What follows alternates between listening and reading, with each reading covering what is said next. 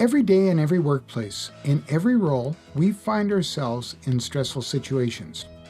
Whether it's dealing with a domineering supervisor, a forceful coworker, or even a rude and aggressive client, we need to emerge from these situations and continue through our day.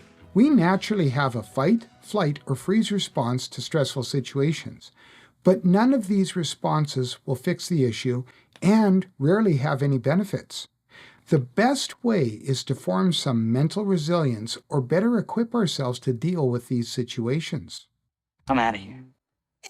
Now, before you click away, no, this is not some weird self-help scam, nor am I going to try to sell you anything. I want to tell you about the Big Four mental health strategies. This is a method used by many varied and diverse settings, and it's endorsed by the Mental Health Commission of Canada. I also want to tell you that this method is being used more and more in healthcare settings, as more and more people are becoming aware of mental health, and training in mental health is increasing in healthcare sectors. So what is it, and how do you do it? Well, it consists of four main components intended to strengthen you emotionally and form some mental resilience. So picture this. You're a healthcare aide, and there's an educator position becoming available. The hours and the pay would be so much better for you. To apply for the position, you would have to talk to your supervisor, and then there would be a formal interview with HR. Now, this makes you very nervous because the HR person never smiles, and they've been known to be quite short with people. You've tried talking to her once, and instantly you knew she didn't like you. And to top it off, you're not even sure your supervisor will let you apply for the position. The first of these Big Four strategies is goal setting. Goal setting allows us to focus on steps we can immediately take which will help to bring order to chaos and allow us to carefully, persistently, and confidently work our way through a challenging situation. Goal setting in the moment helps with stressors by breaking down the challenges into manageable parts and developing actionable steps. Individuals can feel more in control this way and capable of handling demanding situations. Goal setting helps to motivate you, provide direction, and helps to set you up for success. Going back to our example, you could start by having a goal list of reviewing your resume, maybe making some edits, researching the position in other facilities, and reviewing the job posting and setting up the meeting to talk with your supervisor. All of these are achievable goals. So the meeting is coming up with your supervisor. Your supervisor knows that you want what you want to talk about, so they've invited the HR person to the meeting as well. Your heart sinks as you were not prepared for that. Not at all. So our next step is mental rehearsal. Visualization, if you will. Visualization is a highly versatile mental skill with multiple applications. 1, you can mentally rehearse and prepare for challenging situations. 2, it supports physical or technical skill development. 3, it helps with contingency planning. And 4, it aids in recovery. Mental rehearsal helps you to prepare for the what-ifs. It eases stress and anxiety around a situation. It improves concentration and helps to build confidence. So this is all done by using visualization, and it helps you to predict possible problems and work out solutions in advance.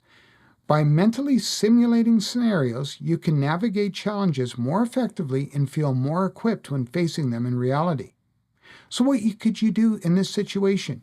You could run through the meeting in your mind, the clothes that you're going to wear, what you're going to bring with you, what kind of questions do you think they will ask, and do you have the answers? Can you anticipate the answers ahead of time? All of this mentally prepping for the many what-ifs. So it's rolled around to the day of the meeting, and you're not even sure now if you even want to go through with it.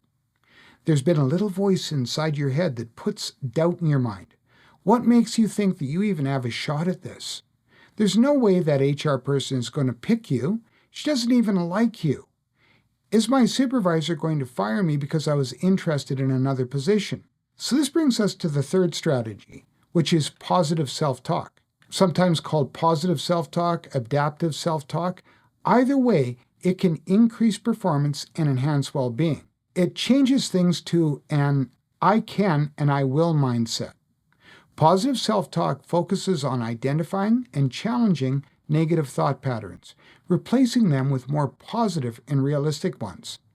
This can significantly improve one's outlook and emotional resilience. You can tell yourself, I am good enough for this position. I can do this position. I have the experience and the knowledge to do this. I really don't know if that HR person likes me or not, but that will not stop me. No one else has been fired or reprimanded over exploring options. Why would I? Why would it happen to me? So as you're preparing, you also want to recount previous successes and achievements, understanding you could then and you did then, focusing now on you can do it now and you will do it now. Finally, rounding up our big four is deep breathing. You may have also heard it called tactical breathing or measured breathing. Whatever the term, this practice breathing has found to be an effective mental and physiological skill to improve performance. Research has also demonstrated that with regular use, it has the potential to decrease levels of anxiety and depression, as well as our ability to cope with stress. Deep breathing helps to oxygenate the brain, relaxes the body and mind, and enhances concentration and focus. It slows down the central nervous system, ultimately decreasing stress and anxiety levels.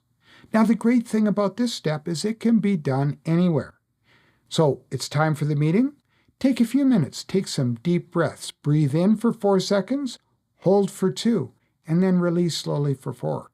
Repeat the process a few times. In fact, you can do it while you're walking to the meeting. Now that you're mentally prepped and relaxed, let's go in and ace that meeting. Now that was a positive take. Let's put another spin on it. You know you're going to have to deal with a potentially adversarial situation.